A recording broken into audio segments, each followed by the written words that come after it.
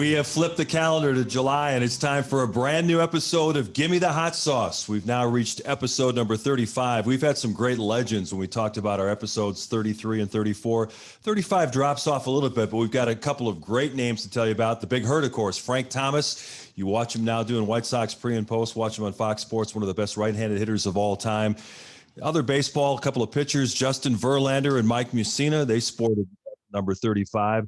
From the world of football, we've got Aeneas Williams, who played for the Arizona Cardinals. KD came into the NBA with the Seattle Sonics. I don't know if you remember that, wearing number 35. Tony Esposito, the great Blackhawks goaltender. And Stinger wants to talk about a guy that he met blocking back for the Oakland Raiders. Yeah, first of all, I just want to make sure. Roland Harper. This was the second photo of the collection that I have. He's in the basement again, Stacey. Once again in the basement. In his singlet. An oiled down body. It's show and tell time. I'll give you that. There it is. Well, I hope people are watching on YouTube. If you're not watching on YouTube, you really should. Well, you should. You missed the show and tell segment. Okay, they can't really see it, John. Yeah, big hands in the way. Yeah, you got to put it in front. There you Sweetness go. and his good buddy Roland Harper, who was his blocking back. Did you get that autograph by his assistant again too? I think that's Neil Anderson. That's Neil Anderson. Oh, I'm sorry. Neil Anderson. That was a changing of the guard, and I thought I did a nice little move from the 34 to the 35 that nobody commented on. That I sent, hey, 34 down, we're on the 35th episode. Is that a natural progression? Yes. Yeah, but I mean, I had the numbers. Like 1, 2, 3. But I don't want to take the show down. But Steve Smith was a Raider. He's on the 19th. Way to start the show, right, Stacey? Yeah, he was on the 86 National Championship Penn State Nittany Lion. He was a battering ram. That's what Art Shell called him. He blocked for Bo and Marcus. Okay. He suffered an injury, has Lou Gehrig's disease. He married a wonderful gal, Raiderette. They're still married. They have 2 kids. He cannot speak. It's all, via a computer, and he's on a ventilator. It's a really sad story. I think they did a special about it. Like I said, I'm not trying to bring it down, but he was such a wonderful guy to me, being a young guy, trying to fit in. He took me under his wing several times. And, I consider him a friend, and I feel bad that I haven't reached out. And so I'm not trying to be a downer. Wow. He was a great guy. Great man. Someone handing me a tissue. Great man. So wait a minute. So he's a good friend of yours? Well, I you know how you go through stages in your life, and that, I was a Raider for 5 years, and then I left and went on my own, and he went to Seattle. And then next, I find out that, several years later, I didn't keep in contact. Sure.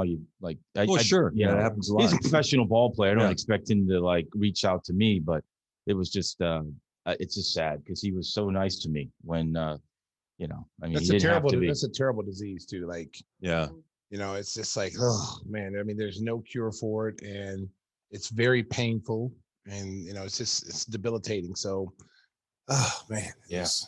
Yeah, our prayers go out to Steve Smith and his family, and good memories from Stinger there. Thank you. We're going to have a special guest coming up who's got a lot of memories. The Hall of Famer Sam Smith is going to join us in a few minutes, and we're going to try to sort out the whole Scottie Pippen situation. We'll save it for the next segment. But I'll tell you what, that was a very strange couple of interviews that he did, both on GQ and in the Dan Patrick Show. So we'll save that for the next segment. But Stacey, last time we met, we were hoping that the Bulls were going to get some lottery luck, and they didn't. And, I guess that's going to kind of change the whole course of what they're going to do this offseason. It's no secret they're looking for a starting caliber point guard. I guess they're going to have to go either the trade or free agent route now. Well, listen, I know a lot of the Bulls fans were upset that they didn't get, top 4 pick, and they gave away their first round pick, but you got to give away something to get something. So they gave away their first round pick. We don't know what that first round pick would have been or what it would have entailed, but we do know we got an all-star caliber player center, which we definitely need, a pick and pop guy, a guy that can post up. And he proved how valuable he is with the Bulls. Now I know the wins didn't come along with that, but this is a guy who rolls out of bed every single night, 20 and 10 every single night, like death and taxes. So, they're ahead of the game in that aspect. You got 2 all-stars in Zach LaVine and Vooch. And now, it makes it more appealing for people. And if you're watching the Phoenix Suns and the Atlanta Hawks, 2 young teams that, have all these really good young players, and then the right veterans, the right mix of players. If you're a Bulls fan, you got to be encouraged. So our roster is not too far off from those 2 teams. Point guard. We just need a point guard. Point guard, you need. Yeah, we need a point. I mean, Chris Paul, that performance closing out the Clippers. But you know what though, it would have been interesting, and you know, I mean, they were the hottest team in the bubble last year, so I pretty much thought they would be a playoff team this year. You know, I didn't think they'd be the number one seed, had the best road record in the NBA. But Chris Paul does that for you. I mean, did it with Oklahoma City, and you see where Oklahoma City fell off when he left. So, you know, Chris Paul's like 35 or 36 years old. You don't know how many years he has left in him. You know, but what he's done with Phoenix is just unbelievable. And then you get the young talent, which they drafted, you know, DeAndre Ayton has played like a veteran center. A guy looks like a franchise type of center, which a lot of people were down on him his first couple of years. Chris Paul has really helped his game, kind of very similar to what he did with Tyson Chandler when Tyson Chandler left and came to play with New Orleans and the Oklahoma City team when they came. Very similar. And then Booker was an all-star. Booker was, you know, Devin Booker is one of the top players in the game. And they got him at about 12 or 13 in the draft. Yeah. All-time steal. But he's I mean, he looks like Kobe Bryant out there. When you watch him play, I mean, he's got just his mannerisms, the way he attacks you. He can get his shot, you know, catch and shoot, you know, pick and pop, pick and rolls. And when Chris Paul was out, he had to handle the ball a little bit more than what he probably would if Chris Paul was there. And he was able to come off that little single double, you know, pick screens, pop, and be able to still get people involved. So I mean, and again, just the right veterans. You got Jay Crowder, who was on Miami's team last year that went to the finals, a guy who's tough, hard-nosed. Can shoot the three. They got all the right pieces to play with all their core young guys. And Mikal Bridges is an unsung He's been great player. I mean, great long arms, great defense. 3-and-D player. Yeah. So and then, if you look at the Bulls roster, Bulls fans, I mean, we're not too far off. I mean, yeah, we need to upgrade the bench. I mean, there's, you know, 3 or 4 guys that, you know, you got to have a bench these days. You got to have depth. And if you don't have quality depth, you're not going to go far. You're not going to win a lot of games. So I think they're going to address that issue this year. Get some quality depth. Try to get a point guard, because you don't know what Kobe White's situation is because of the fact that he had the shoulder surgery. You know how long that's going to take and how long he's going to be out. So you definitely need a point guard. But the head of the snake, Chris Paul, the best closer. Yeah, he's turned that whole thing around. There's 37 no points to close out Denver. Yeah. He had 41 last night. The last time that's happened is Michael Jordan had 33 in consecutive games way back in 1996. I mean, I love the way he carved him up. You know, Clippers got desperate and were throwing up threes. He would come down and carve up and get to that free throw line extended. And that was like old school basketball. That was just something to watch. He had it was a 10-0 run. It was his own 8-0 personal 8-0 run at the third quarter. Well, I think the difference in the game is basketball IQ. I mean, because when you looked at the game last night, you know, Phoenix got high percentage shots almost every single time down the floor. They're a great transition team. So when they get a rebound or get a steal, they're out and running and they get easy baskets. But what I saw last night, which I thought was a difference in the game, was the fact that when they needed to come down in a half court set, they got a good shot every single time down the floor. Whereas on the flip side, you know, when the Clippers had matchups they could exploit, they didn't do it. When they had a pick and roll and you saw Paul George go inside against Chris Paul, the smaller defender, and they end up shooting a 3. You know, it's just high basketball IQ. And the difference in the game is guys understand, like, what's a good shot in the playoffs. You saw Chris Paul orchestrate, like, okay, get out here, you go here, you go here, you go there. Coming off a pick and roll, being able to tell people where to be and know where everybody is on the floor. And then when you break down the defense, it's like, okay, if you're going to play off me, I'm going to pull up this mid-range shot. Yeah. If you go underneath the screen, I'm going to pull up for a 3-point shot. So just the basketball IQ is a big difference, I thought, in that series. And then Patrick Beverley. Listen, I'm a fan of Patrick Beverley, okay? But the antics that he did. That was terrible. I mean, seriously, like for the whole series. For the whole series. Like when he is rolling, he's clapping and talking trash and getting in people's faces. And then last night when the shoe was on the other foot, and he didn't like that, you know, when, you know, Chris Paul was like torching him, he didn't like that. And then the shove in the back, like, I think that's cowardly. Like if I'm going to get at you, I'm going to make sure you see me. Because I don't ever want you to say, like, Stacey King's a punk. Stacey King's he's a coward. He pushed me in the back or he hit me when my back was turned. If me and you're going at it and it comes time for blows, you're gonna see it coming. Okay. I'm not gonna get that rap like Stacey King's a sucker puncher and all that. No. You gotta face like a man. If you step into If you step in that airspace, you know, it's nothing but air and opportunity, and the air is all gone. Two piece. I'm telling you. I mean, but to push somebody in the back, the game is over. You're getting beat by 30. Yeah. Have some class, dude. Have some class. It's Bush League. Exactly. Yeah.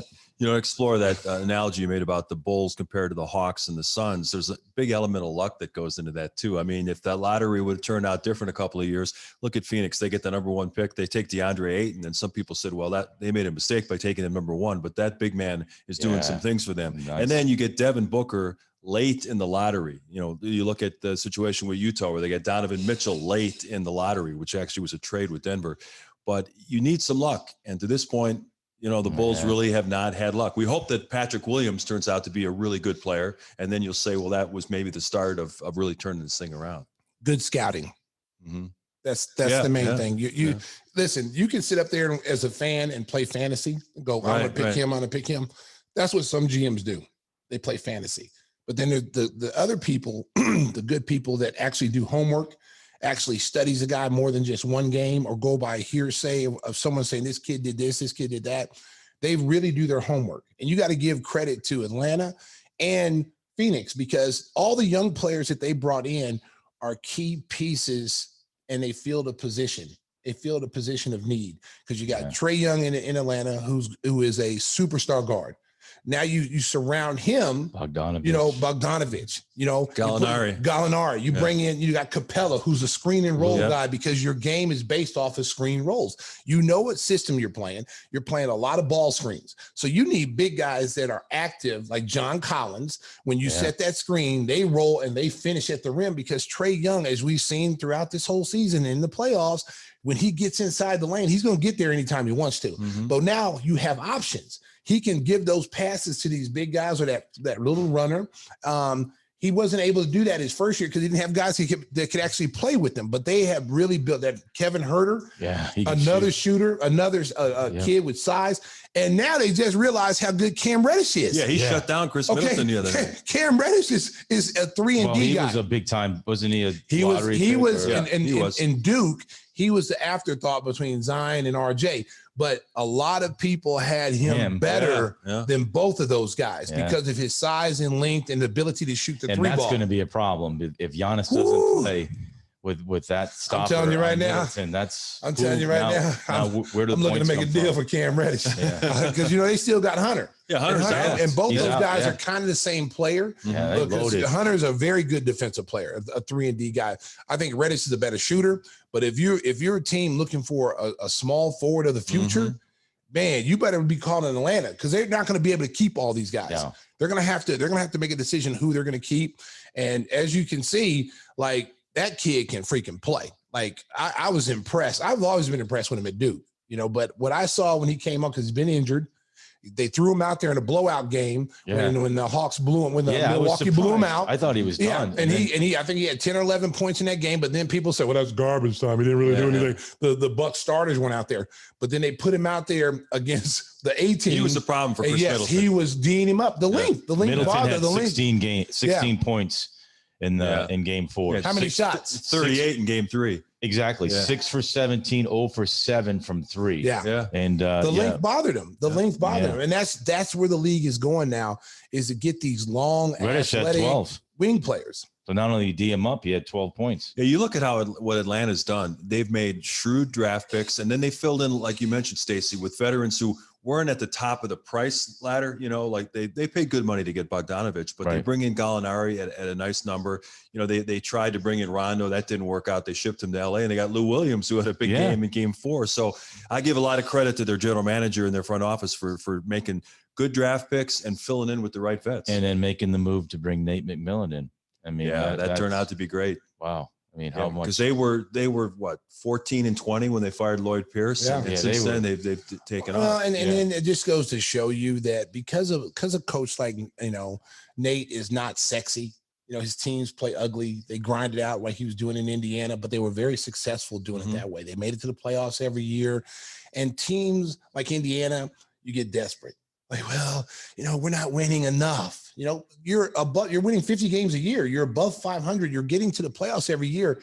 Maybe it's not the coach. Maybe it's the personnel that you have. So then when he leaves Indiana, You hire a young coach with no experience, and you end up firing him after the first year, his rookie season. You fire him. They're the worst than what they were the year before. Yeah. You know, and a lot of it is, like I said, a lot of it, I believe, just being around the game as much as I have, a lot of people, you know, they want to be this league where we want to be like Golden State. You know, we want to, everybody can't play that way. Right. You got to play with the personnel that you have. Right. You know, if you don't have shooters, you can't be a shooting team. And they have 2. Okay. Yeah. And then they had 3 with Durant. Yes. I mean, you just can't be a shooting team. If your team is a bunch of grinders and plow boys, that's what you got to be. You got to be a you know, muck it up type of game, make the game street fight. Like the Knicks did this year. That's what you have to do. You cannot say, well, you know, we want all these shooters and these guys shoot under 30%. Like if I can walk out right now and shoot, you know, take 10 shots from the 3-point line. Guarantee I can make 50%. Speaking of which, once again, the Bulls the other night, they got into that 8 for 39 from 3. And so that, I mean, my South Side laughed at me because I said, if the Hawks make their shots, they're going to win the series. And sure, Whispers has something to say about that, but because he's laughing. But I mean, he's like, come on, Tim, defend yourself. He's taking a shot at you. I could do that right-handed. Oh boy. But don't you agree? I mean, they're a better shooting team, the Hawks.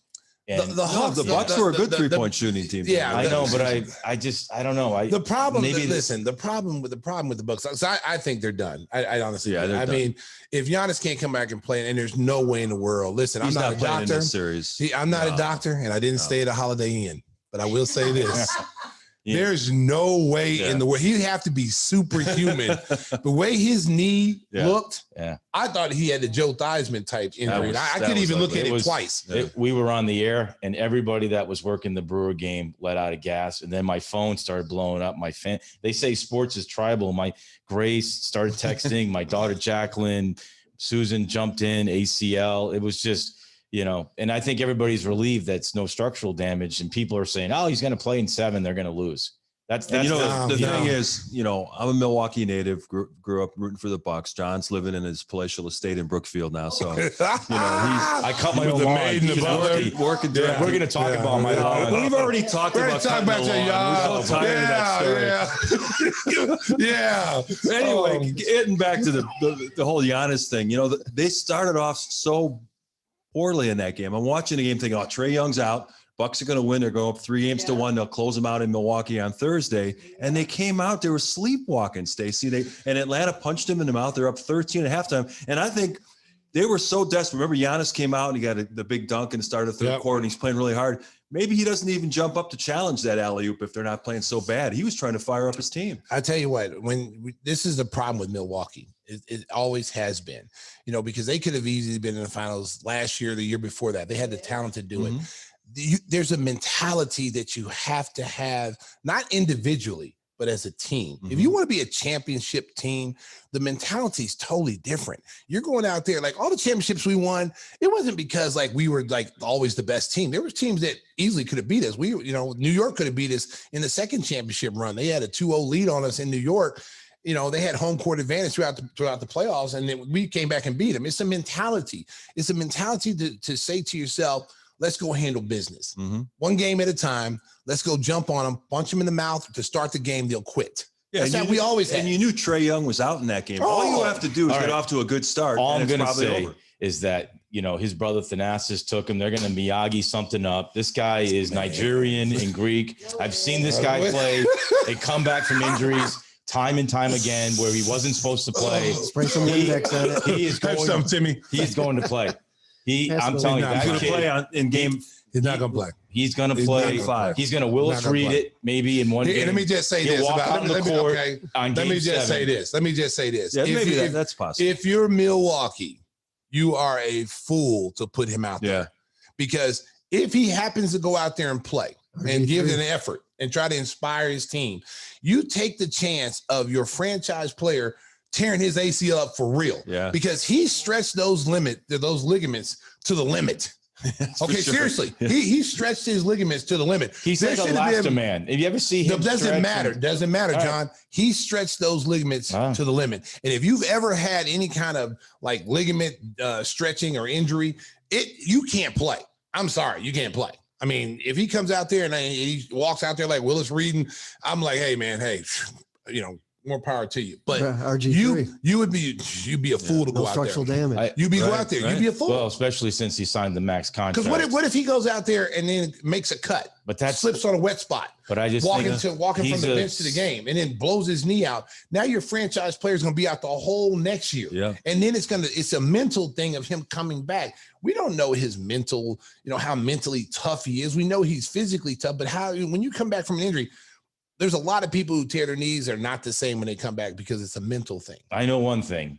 Trae Young is more hated in Milwaukee than Aaron Rodgers. I'm just going to tell you that. Trae Young's hated everywhere now. But it's amazing. Like New York, he's taking on that villain role. He likes it. I like Trae Young. Yeah, I like Trae Young. I do too. I like it. Listen, when you talk trash, little thing. And listen, you know what? When you talk trash, you can back it up. He backs it up. Yeah. And if you're gonna leave their best 3-point shooter wide open, and he's looking at you like, where you at? And then he hits you with the little shimmy. Yeah. That's on y'all. Yeah, and Trae Young's just playing to the crowd. It's not like he gets in the press conference and starts ripping the other team. No. He's a classy guy. Or he taunts the crowd. Right. Yeah. Like he doesn't taunt the crowd. I mean, the kid, he's a young kid. He's 22 years old. He's having fun. Yeah. And he gives hope for every little kid out there who now thinks, hey, Trae Young's in the NBA. I can play in the NBA. So and then like when he took a bow in New York, I thought that was the coolest thing. Yeah. Well, that's after someone spit on him. So like you spit, well, he's a bigger man than me. Because you spit on me, I'm going to the third row. You spit on me, oh, trust me, I'm going up there. You're gonna find that. Oh, dude, I'm choking you out.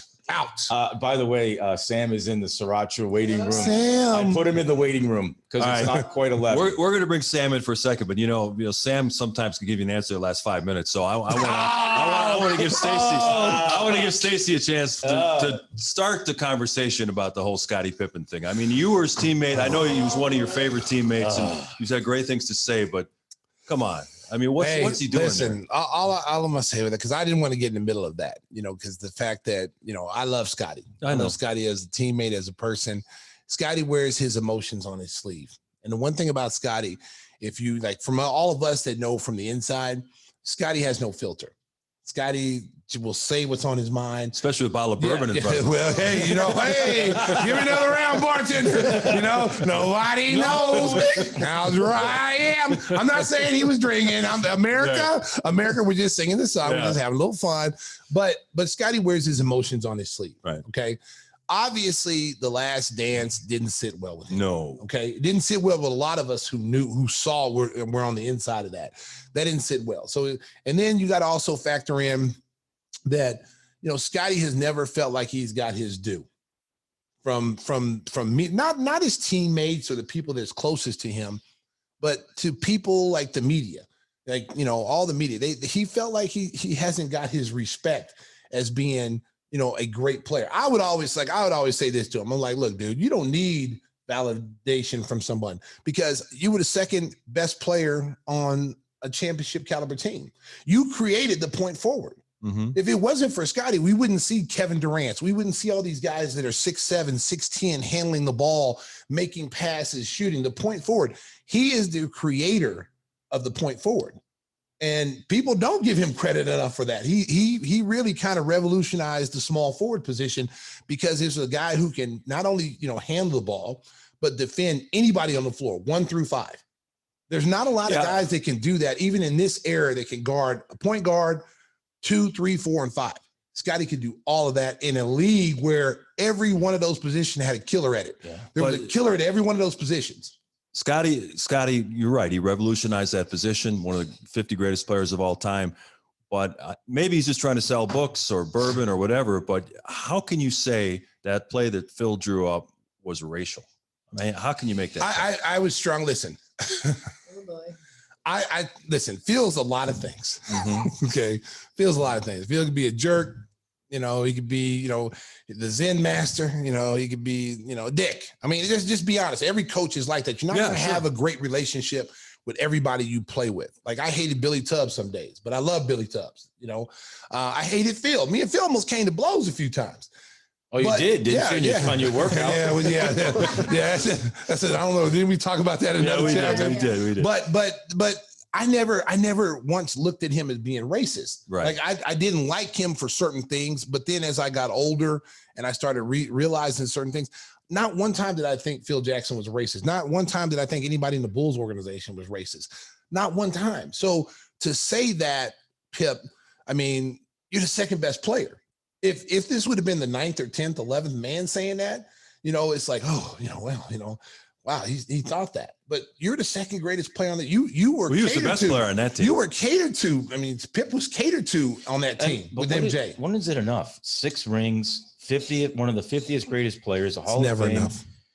I think it's the bourbon. I mean, because I was listening to the interviews driving back from Chicago. Did you think he was drinking during that time? What are you doing, Scottie? I've been at home drinking lots of bourbon. Like all he wanted to say was that he was drinking bourbon. And I know he's trying to sell it, yeah. But I don't know, maybe. And listen, and I'm not in Scottie's head. Okay. So there's a lot of things that could contribute to the way he is right now. You had a son who passed away just recently. Your marriage has been up and down roller coaster in that environment. It's been brought out into the public eye, and people, like us, if we have marital problems, no one knows about it. Right. But him, everything is TMZ. It was this and that, National Enquirer. Yeah. And so you got that, and you got young kids who are being exposed to that. And then you have the Last Dance thing where you were portrayed as being basically a villain, or you weren't a team player. You're selfish, I mean, maybe it's a cry for help. You can see where he's coming from a little bit. Yeah. Is the bourbon any good? I don't know. I don't drink the brown. We'll have to find out next night. I don't drink the brown. Yeah, let's pick some up. I'll see if I can get a free bottle from Pip. Try some hot sauce. We'll have a tasting test. We'll do a tasting test on air. So hopefully not a morning. Pip, if you listen, America, if you send us a bottle of Digits. Digits. I think that's the name of it, right? Digits. Yeah. Digits. Yeah. So send us a bottle of Digits. We'll let you know. We'll let you know how it is. Well, Sam Smith has been waiting patiently in the Sriracha waiting room. We are going to bring him in next. Continue the conversation of Scottie Pippen, and does he have legitimate beefs about the way he was treated by Phil Jackson and the Bulls? That's next on Give Me the Hot Sauce.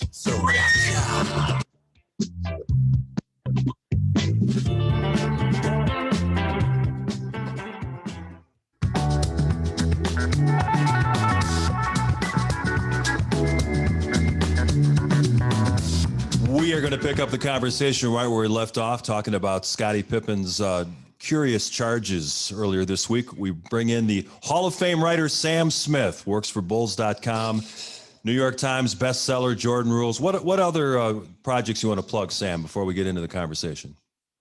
Stacey King's podcast. Hot sauce. Give me the hot sauce. I'm told Wikipedia is making an edition now that I'm going to appear on this. So it's exciting for my family. I know the family's excited. Do they know how to find the podcast, Sam? That's really what matters to me. And this is it. This is the height. I'm a little frightened that when you reach your pinnacle, I mean, where else do I go now? Nowhere but down, baby. Down. So if you're listening to the podcast, you should switch over to YouTube. Make sure you can see Sam in his palatial Geneva estate. Exactly. Well, I must say, it's good to see you, Mark. I haven't seen you in a long time. Good to hear you. I've resurfaced in the media world. Do you know that? I'm doing stuff at Channel 7 now. I know. I sent you a note, which you ignored, I think. That does that a lot, Sam. I think you sent something back and you said, "Now I'm back. Don't bother me." Yeah, don't bother. Lose the number, I think is what I wrote. Don't call me. I'll call you.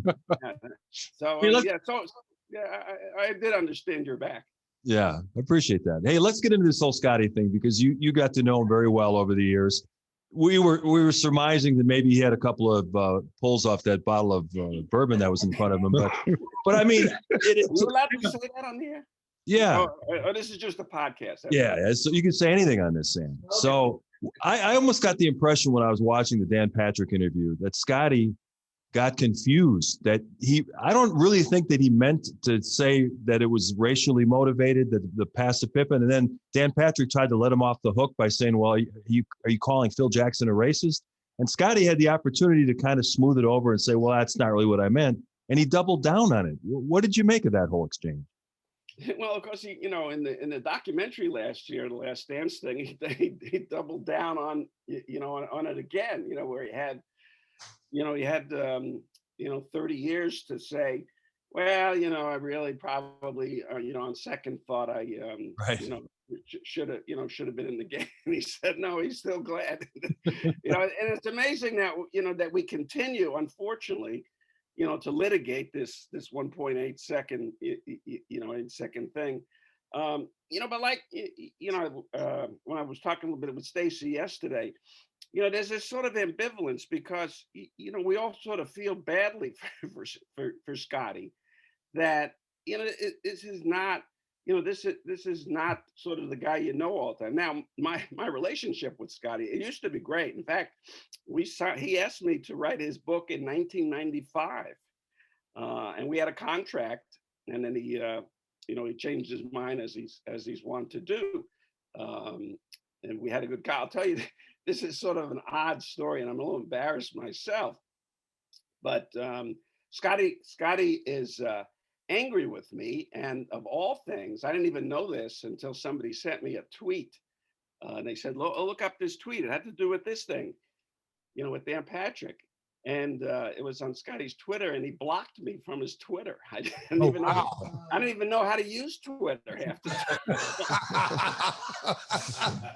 time. But when Skiles got fired, I think it was 2008. Scottie had called me late at night one night, about a week afterwards, and said, I want to be coach of the Bulls. I should be coach of the Bulls. And I said, well, Scottie is a knowledgeable, basketball guy. As far as he wanted to work that hard, no. But, I said, well, you never coached, you wouldn't be the guy they would go after. Now they got the, Derrick Rose, all this sort of stuff. Well, no, that's when they got the pick. Yeah, but he still had Kirk and Ben and Lou, and it still was a good team. And actually, it was this odd off season where all of a sudden they're at 49 wins, 48 wins, and they missed the playoffs. But Scott, that's a different story. When Scott's done with a team, he's done, and so he just leaves. So I said, well, I had an experience, and he made a good point. He said, well, look, Byron Scott, he's coached. He didn't have an experience. He mentioned a couple other NBA guys who've never coached. Like now we see, Steve Nash all of a sudden's a coach, and Chauncey Billups. So I said, all right. He said, I want you to write a story. Can you write a story? And I said, I will. I said, well, what would you do, if you were the Bulls coach? And he mentioned a couple of things which were not positive, but the team wasn't good. And he said, well, Kirk Heinrich is fine, but he's not a point guard. He's playing out of position. He mentioned a couple other things. And so it came out as critical of the Bulls. And he's blamed me since then for costing them the job. And wow. I've run into him since then, and he said, I would have been coach of the Bulls if not for you. Oh, wow. Which is caused like lunacy. So, there's this anger that we've seen with Scottie all the time, at irrational times. But I do want to add, it's been a tough year for Scottie. And we don't know what goes on in someone's life, but his oldest child died. Suddenly, accidentally, he got a divorce, and however things go on in that life, LA, everything, his wife was pretty public about it in an embarrassing way. And so, we see the snippets on TV, and, everybody ends up judging people based on the last thing they sort of saw on TV. And there's a lot more depth to going on to someone's life. And, those of us, and especially Stacy, been in the locker room, with him, we know the decency with Scottie, but we also know that he's had these episodes constantly. I remember one of my favorite stories. We had, this was maybe a couple of years, they hadn't won any championships yet, a couple of years in. And of course he was, various reasons about his contract, and went over again in the Last Dance.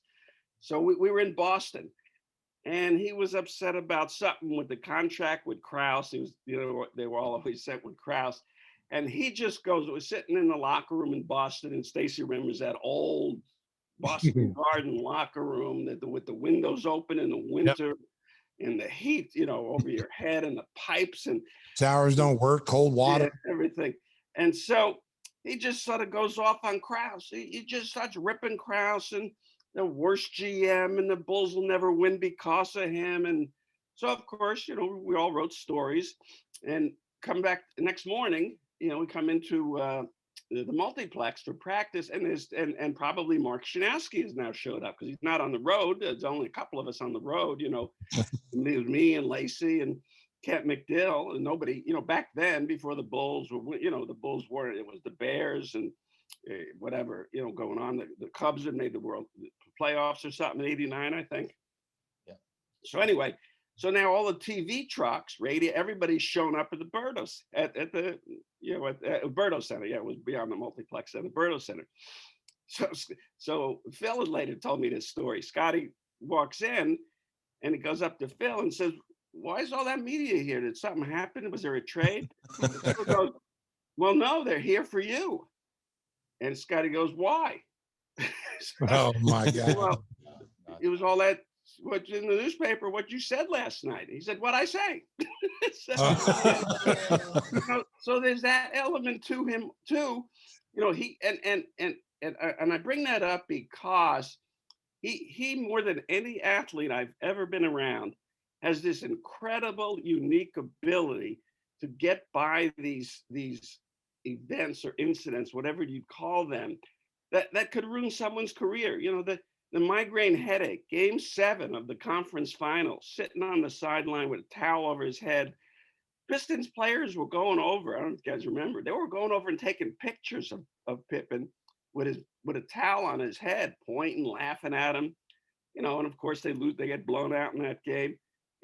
Players don't recover from stuff like, from things like that. 1.8 seconds. What player do you ever remember? I mean, he's brought it up and brought it on him again. But what player do you ever remember? Great player has done that, and Hall of Famer, top 50 all time, and he's going to be celebrated again. The NBA is going to do the top 75 next year at the All-Star game. I'm pretty sure, and they're going to add 25 to that, and they're going to invite the other 50 or whoever's left of that. And of course, he'll be there. He'll be part of that again. So he has all these incredible outrages, and then comes out on the other side of it. You remember after the 1.8, they had the big blow up in the locker room afterwards, and Bill Cartwright upset. And the next game, and the media, I think it was a Friday, and the next game was on a Sunday. Back in the stadium, or in the United Center, whichever it was. And the media is all over Pippen. There's critical columns and quit on the team and all. And then he shows up and he plays a great game. They win the game and then say, "Hey, we love Scottie. He's back." And he goes on and the same that last season. When he wouldn't have the surgery because he didn't want to mess up his summer. Right. And then we're on the trip. That's right. He wasn't going to play the first 3 months. But they have the circuit, the circus trip in November, and of course he wanted to get out of Chicago with the rest of us because we're in LA and Seattle and we're all over the West Coast. So he comes on the trip even though he can't play, and then he's sitting in the locker room one day and says, "I'm never going to play for the Bulls again for the rest of my life. I hate the Bulls and all this stuff." And Phil and Michael got like, "What's this?" And 2 months later, he's back in the starting lineup on making a run to another championship. like Stacy and I, when Stacy called me yesterday and was gracious enough to invite me because it is a kind of an exclusive thing. I said to Stacy, I said, didn't 20 years ago we were thinking that this is the conversations we were going to be having about Rodman? Yeah. Exactly. Not the other Bulls. So anyway, he's had this, this series of, what should be crippling events to your career or your reputation, and it's always come out the other side of him. So he has this amazing ability as a survivor with it, and also I put in perspective of the context of, he's had a lot of stuff go on in his life, and we really don't know. But you did mention about the Patrick thing. It looked to me, when it looked like it looked like he was reading something. So it looked like somebody had written something something down for him, and I probably was like the liquor people. Yeah, I would guess. Yeah. Of course, you figure in that business, they're drunk all the time. when you look at The Last Dance, which all of us saw at least once, I know Scottie was upset with his portrayal in The Last Dance. What did you think? Did you think that the portrayal of Scottie Pippen was as bad as that, that Scottie might have thought it was, how he was portrayed by, Michael in that piece? Because we all know that was Michael's perspective. That was Michael's telling it how he saw it. And that's pretty much what everybody went with. So, but Scottie's portrayal in there didn't look very good to some of us. So did you think he was portrayed a little bit harshly? Yeah, yes and no. I mean, I know he was upset about it. I had later heard, I think part of it was that he didn't get paid for his interview and Phil did. So I think that provoked some of his upset about it. Look, I mean, like you said, Stacy, it was Michael's story. It wasn't Scottie's story. It was, it was allegedly going to be, The Last Dance, and they were going to do the last, the Bulls thing, but it was Michael Jordan's production. It was Jordan. But 97, 98, there was a NBA Entertainment film crew around that whole season. When they were here, when they announced that they were going to do this, I thought it was just going to be a story on a documentary on that last season. I didn't realize it was going to be, the Bulls, that whole run and Jordan's career and all that sort of stuff. But they had this film, and everybody kind of, they were around, and we all had to sign releases. How you guys, make me sign releases whenever I do something. We all had to sign releases that year. But what I heard was Jordan was the only one, of course, who didn't sign the release. And he finally, they were able to do this when he finally did the release. And like a lot of people have speculated, LeBron James, was getting a lot of talk about he's the greatest of all time. So, maybe it was time to show Michael's history. But so as a result of that, it became Michael's story. They were the executive producers. And despite what the ESPN people said, the producers said, Michael and his staff people, I know, Mark has people. Some of us don't have people. Mark's big time. That's right. I've called Mark sometime, and he always says that. He said, "Give my people a call, and we'll set something up." But anyway, and so, and I know, and actually, that's why I was surprised. I remember when I went and did the interview, I didn't think they were going to use it because Michael had approval, and we had a uneasy history after the Jordan rules. I mean, we've been fine. I've run into him a couple of times in Charlotte, and he's always very nice and everything.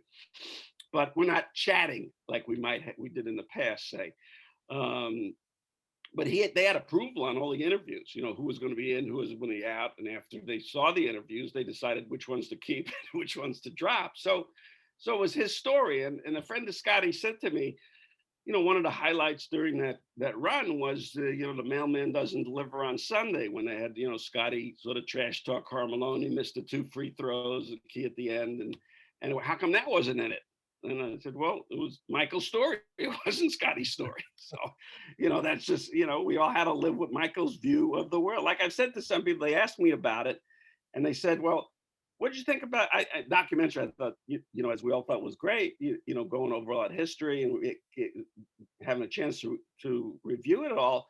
But I said, it's like a lot of those TV movies. It was based on a true story.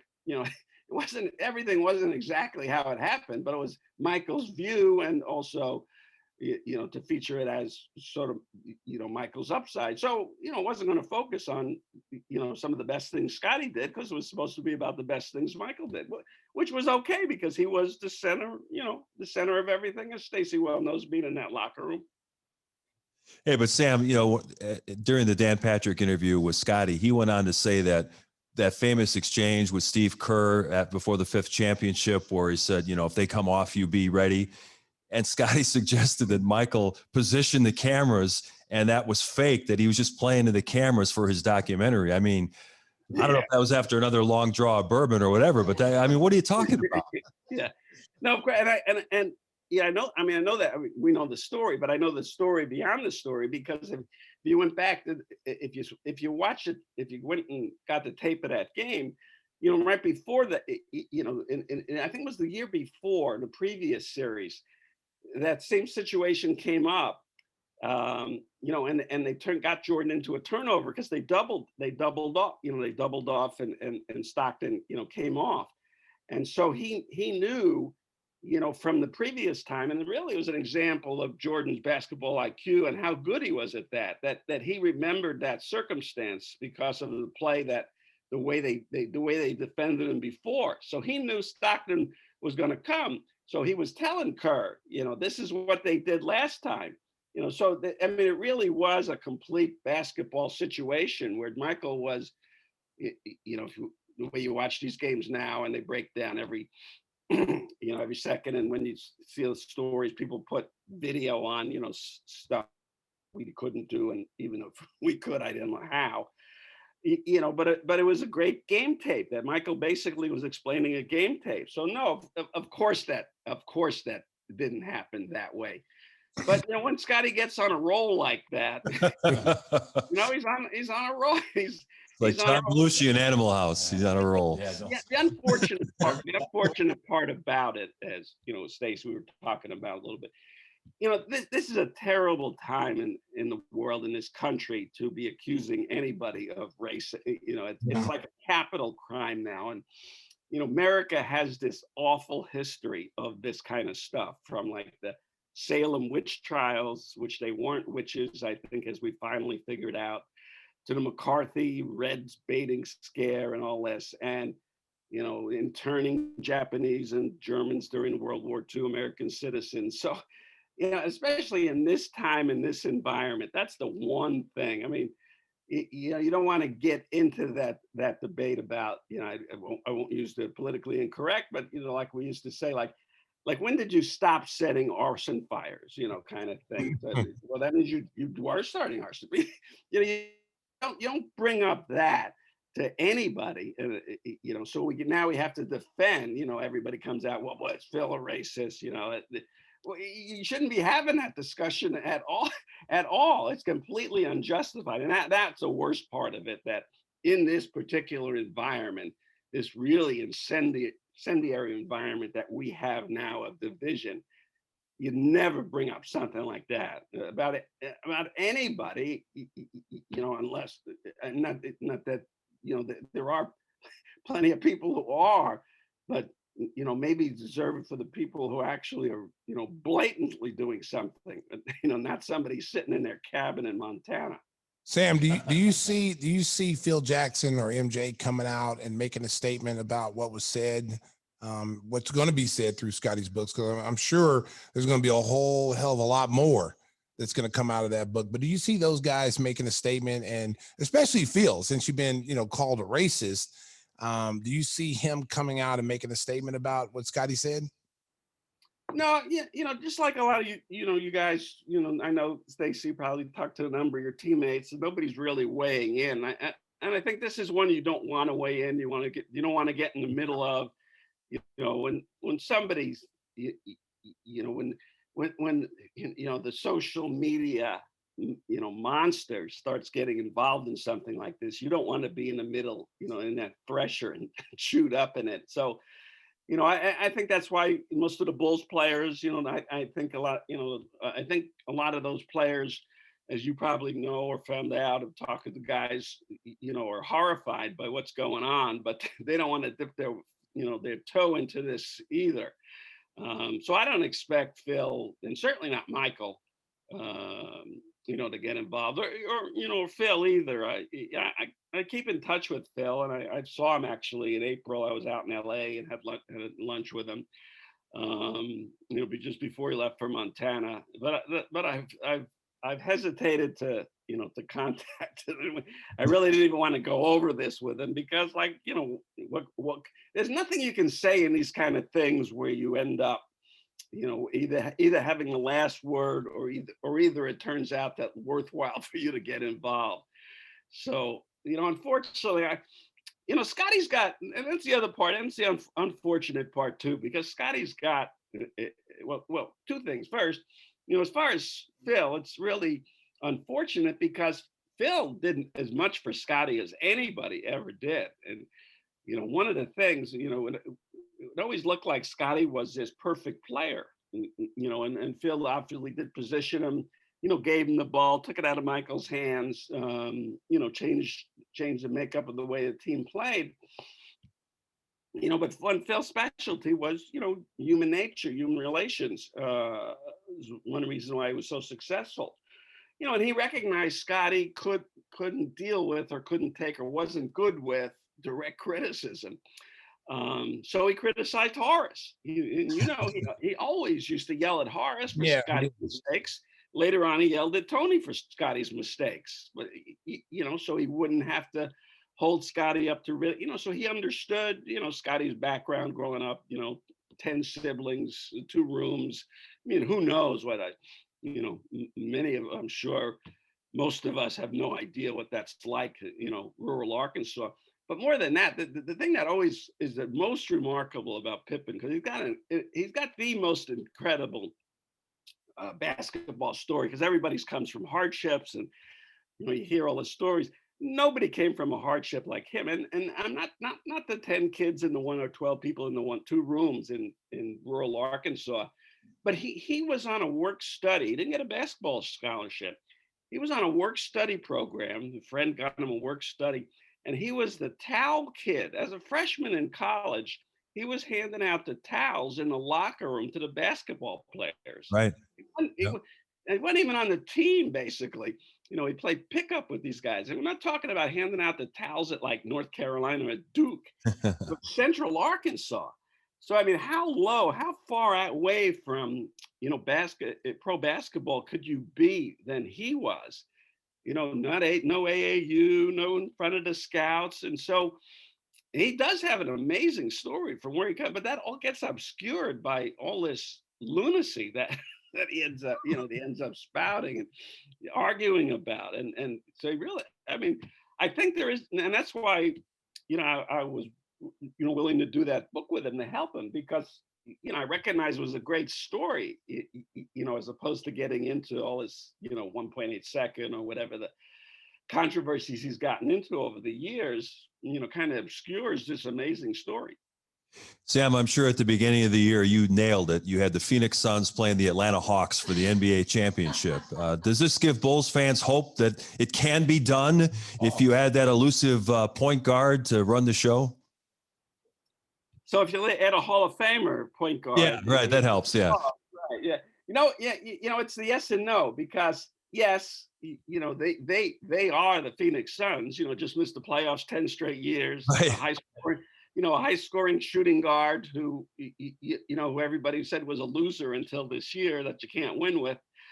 So there's that element, but then it of course applies pressure to you, because your owner will look at it and say, well, if all those guys could be in the finals, why can't we? Right. So there's probably a dozen owners saying that team of, Charlotte and Washington and, any number of this, Sacramento's.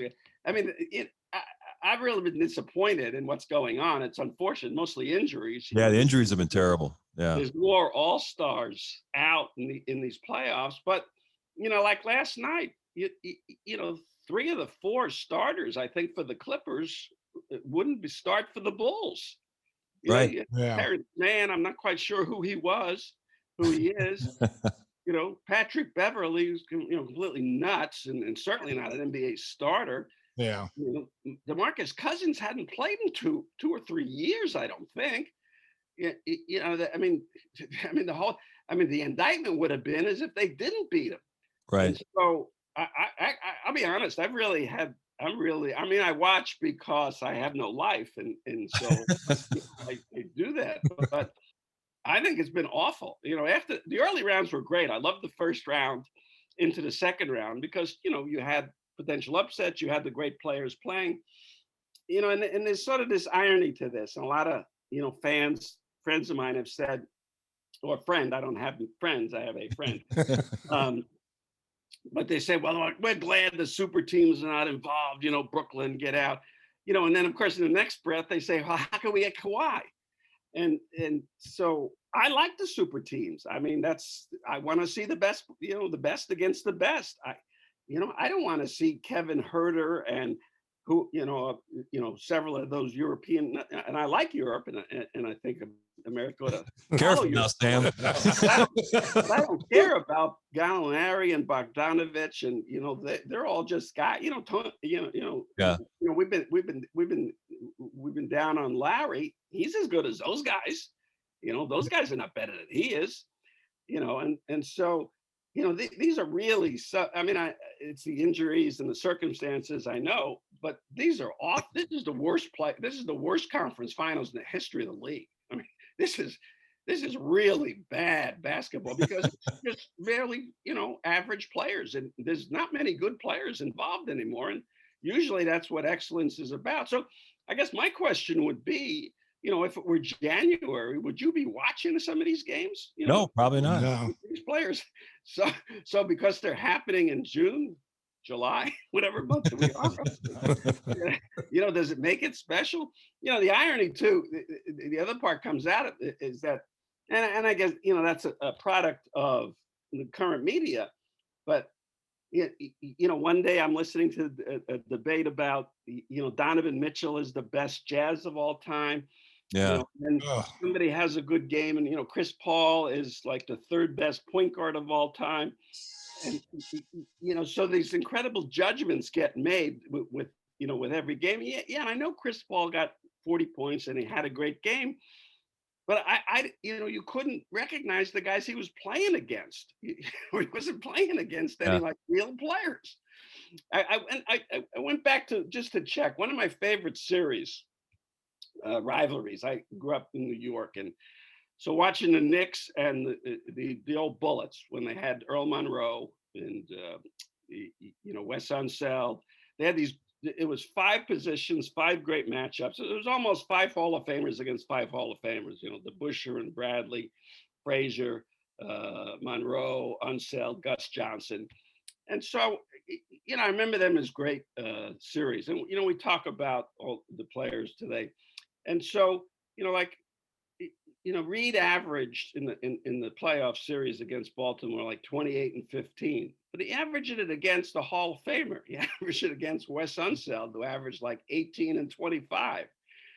Frazier averaged like 28 and 12. And you see mentions about the greatest, and these guys don't even get mentioned. Lou Hudson. Remember Lou Hudson? Yeah, I do. I'm getting old and all that. And he played with Archie Clark at Minnesota. Well, actually, Archie Clark was the guy when the Bullets traded Monroe to the Knicks, and they said, Monroe and Frazier couldn't play together in the early 70s. They got Archie Clark. And then that next year, they played the Bullets. Knicks played the Bullets in the playoffs. And Archie Clark averaged 29 a game. He scored more than 35 in 3 of the 6 games. Wow. And no one's heard of it. You say, well, what happened if somebody like now averaged 29 again, not only just 29, but against Walt Frazier, who, got when Willis Reed was hurt in Game 7 against Wilt, West, and Baylor, had 36 and 19 in the clinching Game 7. Nobody, it never even gets mentioned. Nobody mentions these things. Yeah, the only time they mention Walt Frazier is when he's wearing a leopard suit or whatever. Right. So I'm just saying, there's been extraordinary performances through the history of the game. Not just everything that's happened yesterday, but every time that there's somebody does something in a game, it's like, oh my God, we've never seen anything like this. And Chris Paul is now better than Magic and Isaiah, and so. Yeah. Anyway, that's just to get off my lawn, old man ramble. And by the way, stay off my lawn if you come over here. So when you look at the Bulls this year with the new management and the new coaching staff, Sam, and how would you grade them on their first season? Understanding that they got off to a slow start with the COVID and everything, but how would you judge them, and how's the future looking for this new organization? Is this a Bulls podcast? No, it's a Stacey King podcast. It's everything podcast, baby. Yeah, no, I'm kidding. I would judge it as a honeymoon. it may have been a good season. It wasn't a good season. It was disappointing because of the elements we just mentioned. How are all those teams in the playoffs and the Bulls couldn't get to 10? Mm-hmm. I know they had circumstances, but everybody had circumstances. And, so I like what they did because I'm glad they're not using another number 7 pick or another number 8 pick, so the deal for Vucevic, I love that deal. I love getting a guy. I just felt, well, I thought Paxson and Florian did a lot of good things, and they had two. John had 2 great runs. With the Dang, Ben Gordon, Heinrich group, and we saw that stat a couple of times. The last champion to be swept in the playoffs was the Bulls when they knocked off Miami. And then of course the run with Rose and Thibodeau and all that stuff in the early 2000s before Derek got hurt and extended a couple of years. So there was a lot of great runs, but they were very conservative, as far as picks and stuff like that. And so, I like the fact that these guys are so willing to step out and take advantage of opportunity. And 2-1s, I don't ever remember the Bulls. Jerry Krause too believed in keeping your picks, and and that's the way they built the team. They obviously, not all the picks were great, but Grant and Pippen and worked out. And how about Stacey King? Did that work out all right? And Stacey King was 3-time champion. As was BJ Armstrong and Jeff Checks in the mail. No. So I mean, those guys did build. They build. The foundation of one of the great dynasties in the history of the league. So the picks did work then, but unfortunately, with what's going on, the Bulls followed the model of supposedly what you were supposed to do, which the fans were all for, as I recall from my mail. Yeah, let's lose games and all this sort of stuff, which I'm not a fan of, but I understood what was going on, and so they were losing games on purpose, basically. And then didn't get lucky. If they got lucky, they'd have a Zion, or they'd have had Luka. Right, Luka or Trae Young, who I know really liked that year.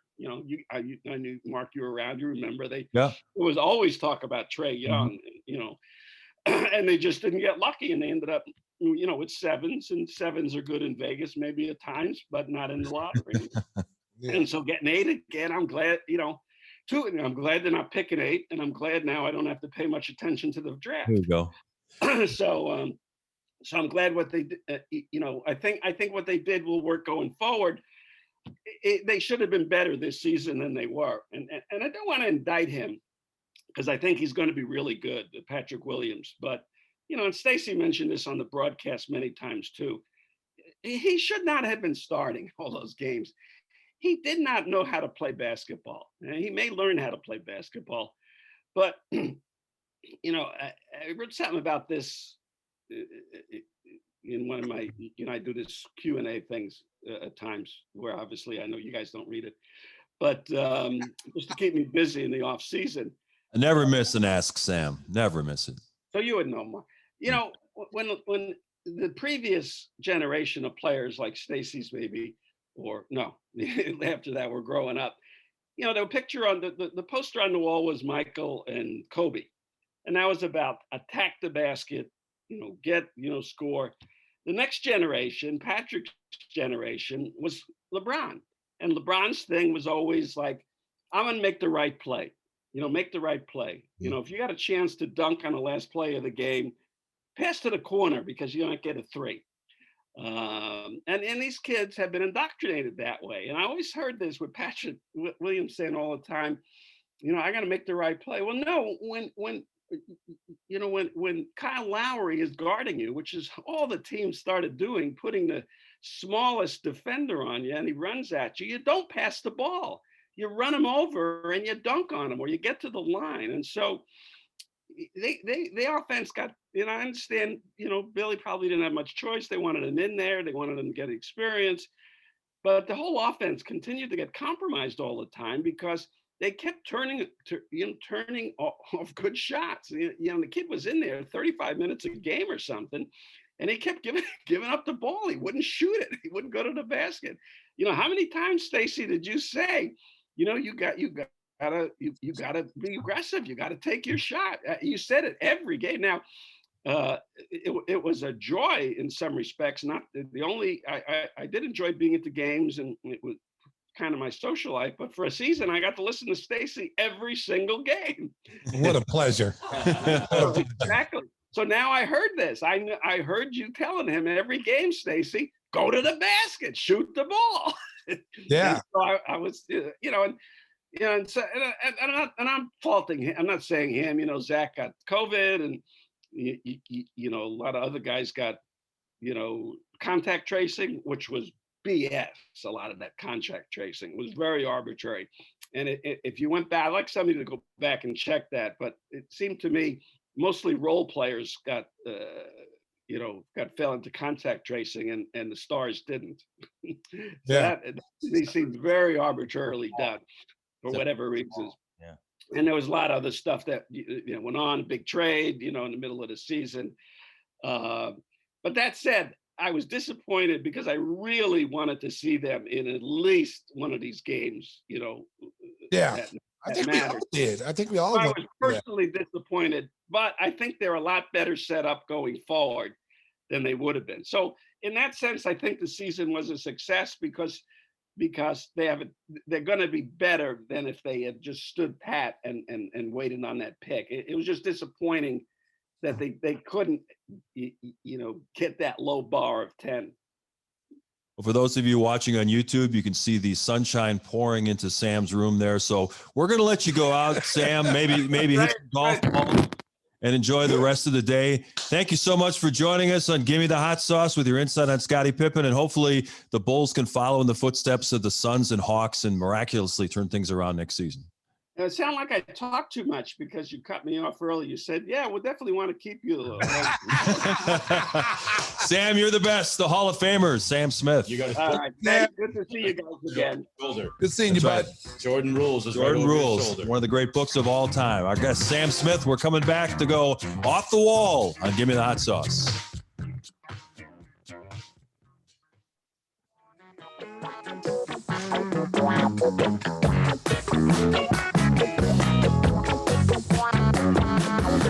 Always a lot of fun to catch up with the Hall of Fame writer, Sam Smith. He writes, of course, for Bulls.com, so follow him there, and always gives us some great perspectives on history and some great insight on Scottie Pippen. Want to give a shout out to our great friends at Bubble Up, the Cloud Reimagined. Bubble Up is the new way to visualize and organize any kind of content all in one place. So download the Bubble Up app today. A lot in the folder. There's a lot of folders. There's a lot in the folder, but I got a special shout out. Can I give a special? Yeah, absolutely. Okay. I like to send a special shout out to my little friend, Emma Corcoran.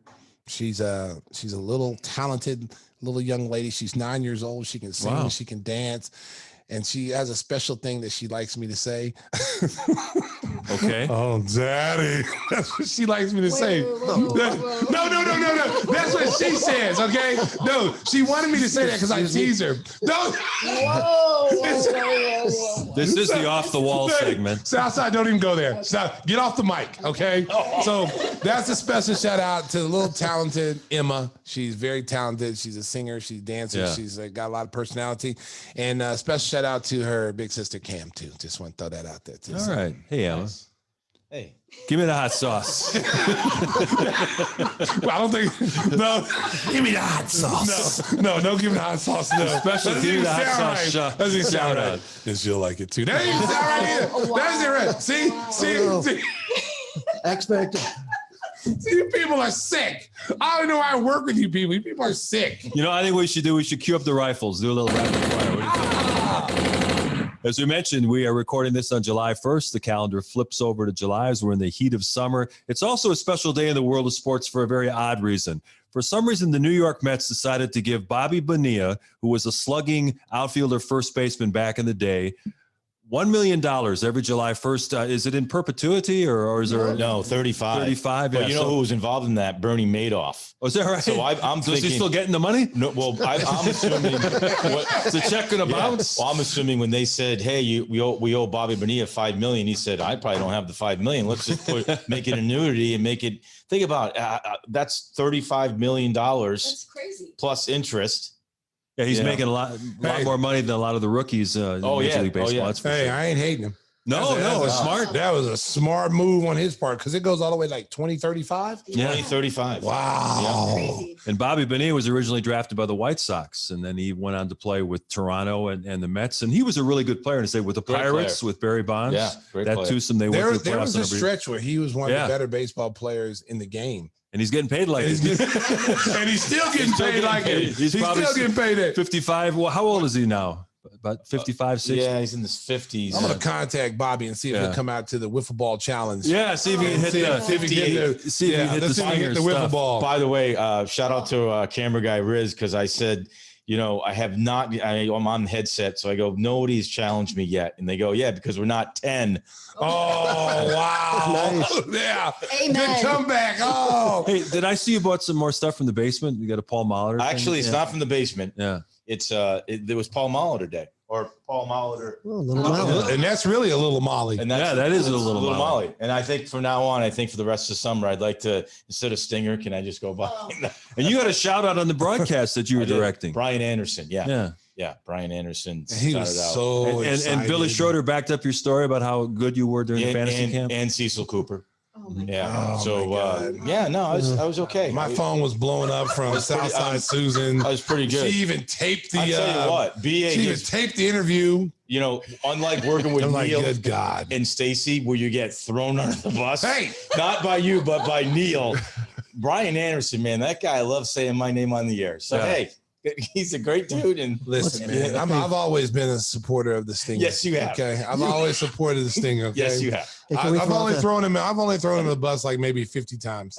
Hey, can we throw over 8 years? That's over an 8-year period, not like in 1 year. That's like over an 8-year period. And I'm being honest. But Neil does it all the time. Yeah. So hey, hit the rifles again. Let's talk a little more baseball. Let's do it. What'd you guys make of the whole Lucas Giolito, Josh Donaldson thing? Wasn't that crazy? I mean, Josh Donaldson gets on a Zoom session and just starts trashing Lucas Giolito, saying, he doesn't have the sticky stuff anymore, so his pitches aren't moving. And then he hits a home run the next day. Ozzie Guillen got involved in the pre and post game show, saying, if I was the manager, I'd throw at him. That's good old baseball fun there. Yeah, when you make those kind of accusations on people and there hasn't been, it's just, you can't do that. You know what I'm saying? So, you're going to get a high fastball up in the ear hole. You charge them out, you get a 2-piece. Yeah. Seriously, like that's like, he's been outspoken about that. Because didn't he say something about the Yankees pitchers having, Garrett Cole. Garrett Cole was doing it. Yep. And he's just calling everybody out. It's like, dude, like you can't do that. I mean, unless it's been proven, it's a proven fact of the person. All these pitchers have been doing it since the turn of time. Come on, man. For sure. I mean, it's not something that just happened this year. You remember the story Darren Sutton told about his dad? Oh, yeah. So, Gaylord Perry, all the stuff he had. But then Josh Donaldson going after Ozzie Guillen, who of course is working on the broadcast doing the pre and post, and Ozzie is not going to, he said, if I was managing now, he'd be in a lot of trouble. And then he also pointed out, and Josh Donaldson talks about how much a better player he was than me. I got 600 more career hits than he does. So, Ozzie had a chance to fire back at him, and Ozzie's not going to back down from a challenge. No. And the Twins losing the first 2 games of that series, they're dead and buried. They're going to be selling off. I mean, big time. They had a great year last year, but it's done for them. Sox, baby. Sox. Sox, and unfortunately, the other side of town. Yeah, I was going to say the other team that might be done is the Chicago Cubs, who've lost 6 games in a row to fall 6 games behind the Milwaukee Brewers. I mean, they were tied for first place a week ago, and now they're 6 games out. In the finale of that series at American Family Field on Wednesday, they had a 7-0 lead in the first inning. And I read something. They were the first team ever to lead by 7 runs and then lose by 7 or more. Up by 7 and down by 7 before the 4th inning since 1901. It's crazy. Yeah, and it's great to take shots of the Cubs fans leaving the ball. We had good fun with that. And in that first game, there were so many Cubs fans. Yeah, and then they left early. Yeah, and then they always travel to Milwaukee. They do. It's a shame thing in Milwaukee because people get very upset that Milwaukee fans sell their tickets to Cubs fans. Like, what do they call it? Wrigley Field of the North. Like, yeah, and it's shameful because you'll go to a Cubs Brewer game. I used to and get it's great all seats Cub when fans. like back in like 1990, Right. when the Cubs would go up there. I would go up there to watch them play. You get great seats It's up a there lot watching. cheaper. It's a lot cheaper. Exactly. Yeah. a Well, lot the cheaper. organization tried to make you show proof of Wisconsin did, residency. yeah. Did they? Are they still doing that, I or don't do know they if they're waive still, that? they No. tried. Everybody needs the money Hey, now. listen, Yeah. everybody needs the money right there. Yeah. Nobody's turning down nothing but a collar. But So they buy people buy season tickets and then they'll sell just the Yeah, Cubs games yeah. and they pay for their season tickets like twice over. That's what I'd be doing. Yeah.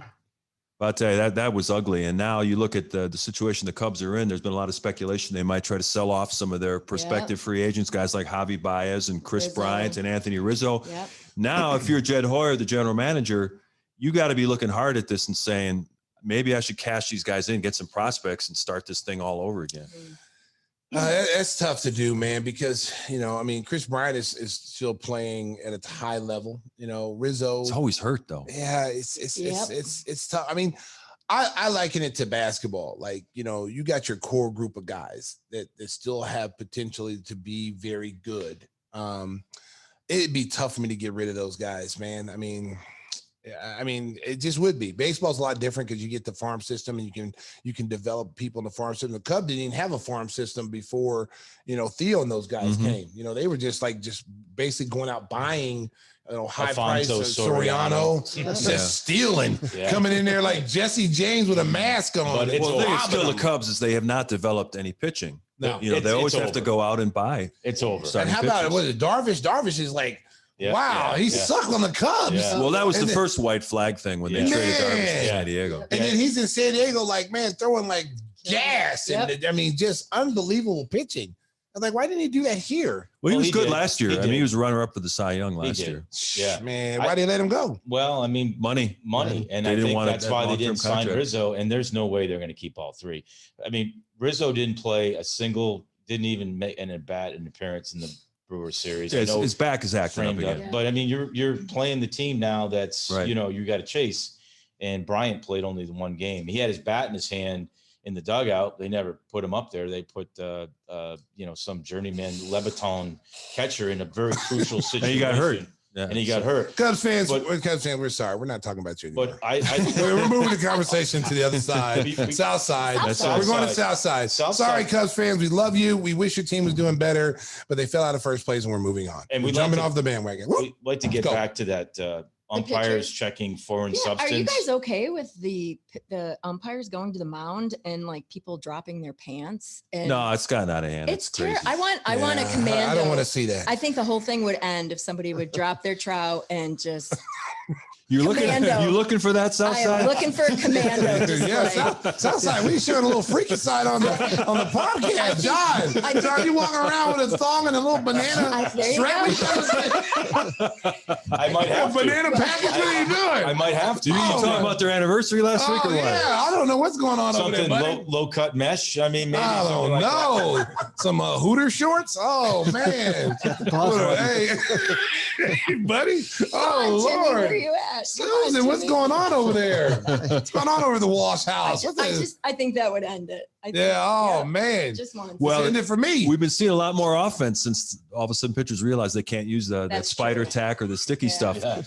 Offense is up, batting average is up. They're saying the spin rate on a lot of these pitchers has dropped. So it may turn out to be a good thing because it's going to get more offense in the game. Baseball had become too predictable. It was either home run or strikeout, and it got boring to watch. So maybe this is, I need some more Ichiro type hitting. Oh, Ichiro. I need some more like, base to base. Give me a double here and there. Steal a base every now and then. I want to see more steals. I want to see more squeeze plays.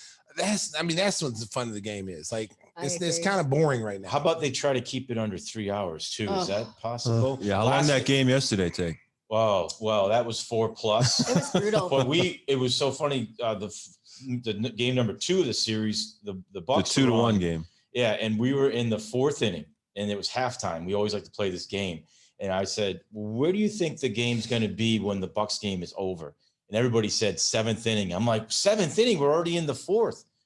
We just went out in the 7th. Yeah. In a 2-1 game. And the Brewers had 2 hits in that game. And they started, 2 hits in the game. They started after us. They started a good half, 45 minutes after. I'll flip over to see if he's on his way home yet. And, the guides the DirecTV guide doesn't update. and his game will be in the 6th inning, and it'll be 2 shows beyond, you know, like it's just insane. It's the curse of baseball. Oh. Man. Games are too long. They're Way too long. That's why I don't watch it. Hey, give me the rifles again, John. Another topic.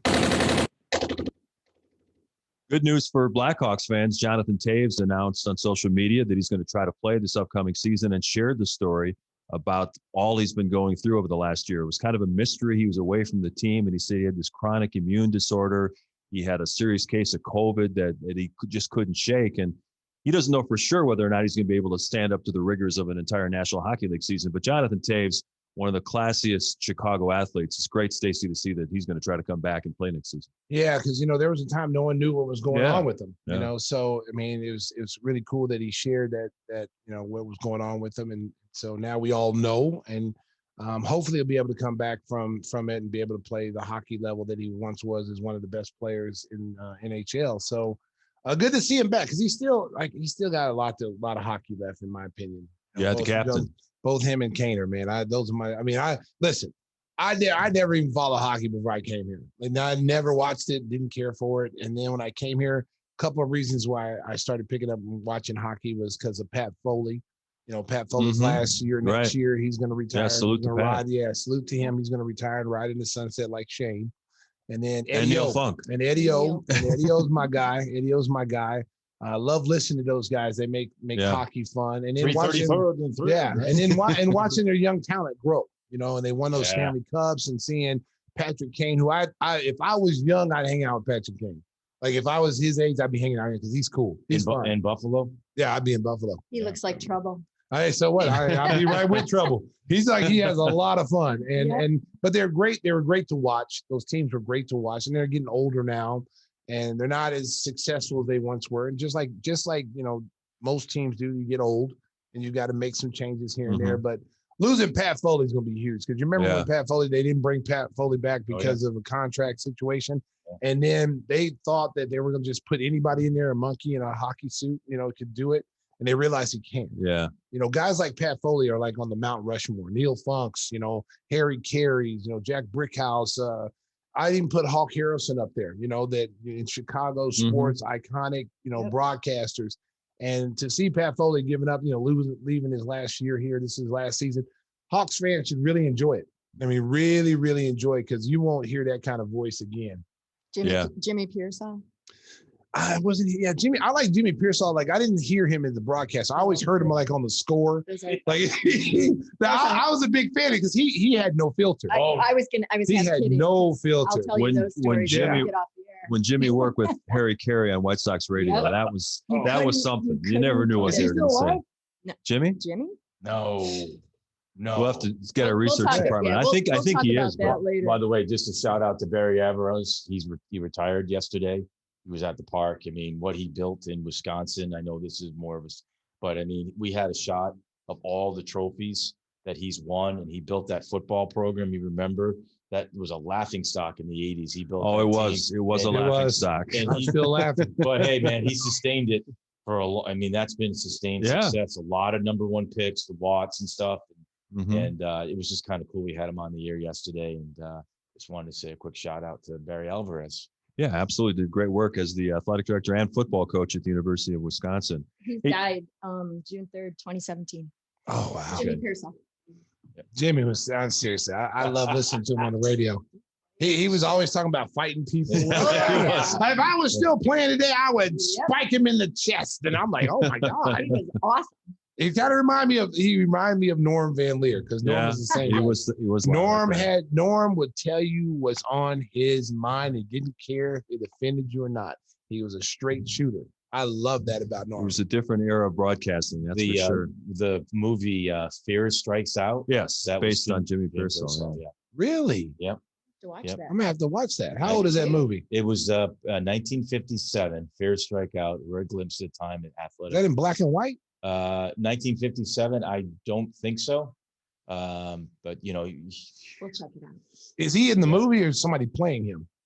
Back in the day, those guys played themselves. Yeah, they're terrible actors. Yeah, and he's like, okay, I think somebody's playing. Yeah, I hope somebody's playing Jimmy. It was actually Anthony Perkins who portrayed Purcell, who set himself as a baseball clown.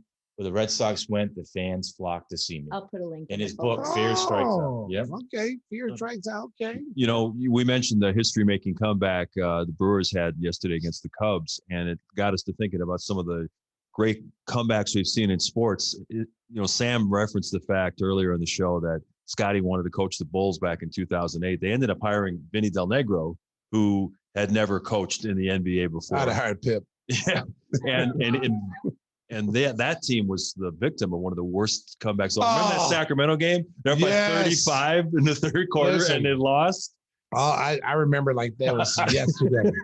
Like, John, were you working that game? No. You missed some classics. Yeah, I did.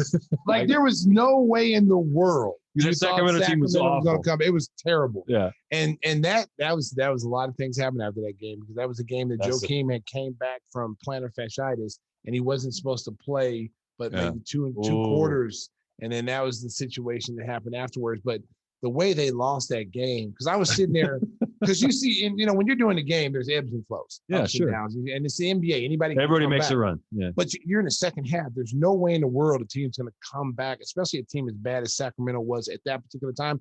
Now, maybe the Lakers or Cleveland with LeBron might have done that, but not a bad team. Yeah. It was 2000 and it was either in 2009 or 2010. Oh, it was at home. At home. Didn't we have one in Sacramento? Yes, we had one in Sacramento. We had a lot of. No, but that we were up at half by some. Yeah. Okay. But this is worse. Yeah. This is worse. This was the up. biggest collapse I've ever seen. We were up 30 something, and there's no way in the world you thought that Sacramento would come back, and then they came back and won. Well, and I think they won by like almost 10.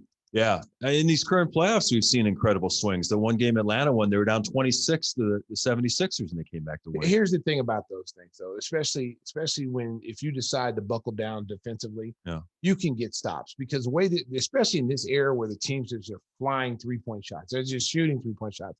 And a team like Milwaukee, who's, you know, might be up 26 or 27 points, and they're not making shots now. They've all just said, hey, we're up 25. It's my turn to get mine. I'm going to shoot threes. And then they get 3 or 4 stops in a row, go down there and capitalize and score. Now you go from being up 26. Now you're down 8. They're down 18. And now when you go down again, get a couple more stops and get it down to a 10-point game, then we always say pressure bursts pipes. You know, people's buttholes get really tight when that score goes from 26 to 10. And then next thing you know, all of a sudden now that team's got confidence, and the team that had the lead now has lost confidence. Yeah. And then you end up losing the game. I remember a story when I was a kid. I used to listen to Bucks games on my transistor radio in my bedroom before they were on. You know, those games were rarely on TV. I'm really old. I'm almost Neil Funk old. But I was listening to a game. They were playing the Knicks, and Sam reminded me of this, talking about stories of the Knicks.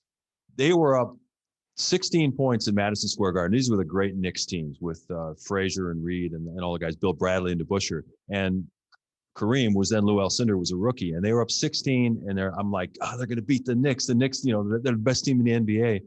The Knicks scored the last 18 points of the game to win by 2. Oh, crush your soul. I mean, you talk about a comeback to score the last 18 of the game to sneak it out at the end. That's a tough loss. That's a tough loss. It's hard to come back from. I even go back to when we played Portland, and, you know, Phil Jackson's ready to throw in the towel. Oh, yeah. Wave the towel. We're down 15, 16 points going into the fourth quarter. He's like, takes Michael out, takes all the starters out, and he says, all right, you know, second team, go out there and play hard. You know, not like win one for the Gipper, none of that kind of thing. It's just like, go out there and just have fun, you know? And so we went out there, and no one thought we were going to come back from 15 down going into the fourth quarter. All of a sudden, boom, boom, boom, boom, boom. We're right back in the game. And then we end up winning the game. But of course, we cut it to 3, and he wouldn't let us finish it. And he brings Superman. Yeah. Hey, Michael, we need you back in the game. And so Michael comes in, dun, dun, dun, dun, dun, dun, you know. And so, of course, we win, and we won the championship. But we were all sitting there like, really? Yeah. Like, really? Like, can we just get one? Can we finish this? We got us back in this game, because Phil was prepared for Game 7. And we got Game 7 at home. You never know how Game 7 is going to be. Plus, that was a great Portland team. Ooh. That was a great Portland team. Talk Seriously. about physical. They don't get the credit that they deserve. Like, people kind of skim over the top of them. If they'd have been playing anybody else, they would have won the title. Because then they lost it. Before that, they lost to Detroit, I think the year before, or they lost to Detroit at some point, but yeah, they did. But that was a great Portland team. They had a really, really good team. They got no credit for that. We were just a better team. They were great, but we were greater. Well, your bench was definitely greater. They only played 6 guys, I think, in that game. Oh, you could see the team meltdown. Yeah. Like, when they were upset, they were talking trash. They were talking, they were all animated, just like Patrick Beverly was. And then all of a sudden, when the score went down and then calls were going against their way, you could just see the facial expressions like panic. Like, oh no, this was not supposed to happen. And that's what happens when you see teams go on these big runs and a team has been like controlling the game the whole way. And then all of a sudden they take their foot off the accelerator. That's why you got to finish teams. If you got an opportunity to finish a team, you got to put them down, because in this game, especially in this era, teams can come back with the way the 3-point line is such a big factor. Just put a note, 2009, December 24th, the Kings scored 33 points in the fourth to the Bulls 10. And Joakim Noah played 39 minutes. And John Paxson went into the office to see Vinny after that. I'm not saying a word. Well, and you know what? I'm not saying a word. Listen, all I'm going to say about that is he was justified. Yeah. Because Joakim Noah at that particular point was just coming off really, like, he had missed some games. He had a soft tissue injury. And that was a game he should not have played 39 minutes. You should have, when you know that he had a minute restriction, your boss told you, okay? Your boss told you minute restriction. You basically said, screw your boss. I'm trying to win the game. I'm trying to save my job. And you play the kid. And then when you end up, he re-injured his foot and caused more pain to it.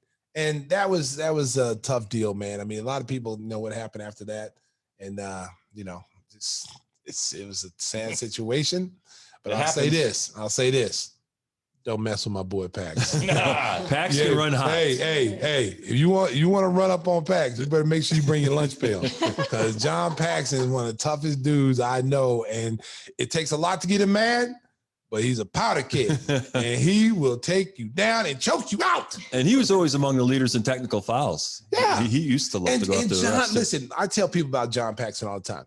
John Paxson was an underrated basketball player. Yeah. Okay. Oh, hell yeah. John Paxson, you see John Paxson, you say, okay, it's white guy, slow, la, la, la, la. John Paxson had to guard some of the top guards in his era. Yeah. You got Isaiah Thomas on a nightly basis. You see him 4 times a night. Doc Rivers, Derek Harper, you go down John Stockton's, Kevin Johnson's. Mark Price. People don't give Mark Price a lot of credit. But John never had to be double teamed. No one had to help John out. John took defense personally and would stay in front of guys and literally shut guys down. He never got credit. It was always, Scottie and Michael are great defenders. But John Paxson was right up in that. He's one of the reasons why our defense was so good. And if you ever went to the hotel gym and you'd walk in and that guy would be on the treadmill at a top speed for like multiple, and the guard would be over there on his phone with gum in his mouth trying to work out, and Pax would be like full sprint. It was impressive to see, because not many, GM, the guy's getting after it. Pax is one of the toughest teammates I've ever played with. He doesn't get a lot of credit for the GM, and he did. You got to have him on. Hey, listen, Pax. Oh, he's going to come on. So Pax sounds more like a threat than an invitation. No, listen, Pax. I just talked to Pax the other day. Pax is coming on. So he doesn't get a lot of credit for being the GM that he was. A lot of people, there was a lot of good things that they did in there. There was a lot of things that were questionable. But at the end of the day, you know what? You got Derrick Rose. You hired Tom Thibodeau. No one was hiring Tom Thibodeau. They hired Tom Thibodeau, and look at Tom Thibodeau, coach of the year this past year. So they did some good things. I think the one thing I wish they would have done, Paxson would have done, is that they would have brought Derrick Rose back. On this team, and let him, he was content mentoring young players, bring him back. And if he's maybe AK can do that this summer. I hope so, because Derrick Rose still has a lot of basketball left. And I think not just for ticket value or fan value, but he can still play at a high level.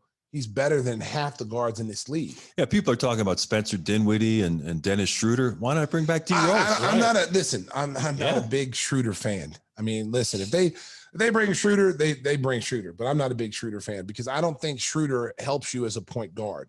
I don't think he gets people involved. I don't think he wants to score. He wants to score. He wants to be the leading scorer. And here's a guy that turned down $84 million. So he thinks he's a $25 million player, a year player. When you don't defend and you're not an assist guy, I can't. And this team needs, if we haven't seen anything what Atlanta's done and what Phoenix has done with the talent and the things they put together, this team is very similar. And I said to Phoenix, okay, you got Devin Booker and you got Zach LaVine. Okay. The difference. I mean, they both can score. They both can get 30, 40 points easily. I think in order for this team to take the next level, Zach has to be a two-way player. He's got to be a better two-way player because at least Devin Booker does get out there and try to stop people. He has to be that guy. Vooch has got to be better in the pick and roll because everything is pick and roll, pick and pop. He has to be able to defend the pick and roll. You see how deadly it is when you got guys like Zubats in the game with the Clippers, and all they run is pick and roll at him, and they get any shot they want because he cannot come above the free throw line. Well, they need someone to run that, though. They need Evan Fournier ran that really well for them, right? When he was in. But defensively, that's where the Bulls need to really take the next step. They can score with anybody. Their offense efficiency, when it was going good before all the COVID and stuff, they were one of the top teams in the league as far as pace and their offense efficiency. Where they got in trouble is their defense. They went from like being a top 14 team defensively to like 20 something middle of the year. And they couldn't guard anybody. They got better at the end of the season and their offense got a little bit down. So it was up and down all season long. And a lot of that, the fluctuation of who's in the lineup. Are you having your starters, your key players in the lineup every single night? That's got to be a key. And your bench. I mean, listen, not taking anything away from the guys they have on the bench, but your bench has to be versatile. You got to be able to go to your bench and say, hey, look, so-and-so's out tonight, but we got this guy coming in behind will give me 20. Okay. They don't have that on their bench. So other than you look at Thaddeus Young and Satoransky, they're quality players coming off the bench. After that, you just have guys that are nice guys. Fillers for the spot, Felicio, Arch. Arch. Those guys are all good guys, but are you going to put Arch in there to start if your point guard's out for 30 games and you say we want Arch out there to start for us? No, you're not. He's a guy that's like your 9th, 10th, 11th man. And even now with the way the NBA is set up, you got a guy like DeMarcus Cousins, who's a former All-Star, who's now an 8th or 9th man that can come in and play center for you. And he went from being a number 1 guy to like a number 8 or 9 guy in a rotation now. So that tells you how far guys have dropped, and you can find quality out there. Look at Atlanta. They found Gallinari, people thought he was done. He's not healthy, he couldn't move, but he's out there contributing to a team that's almost a couple of games from getting to the finals. I tell you, Daniel Gafford, man, what he did in Washington after that trade. But that's all about a point guard. That's and his attitude was different.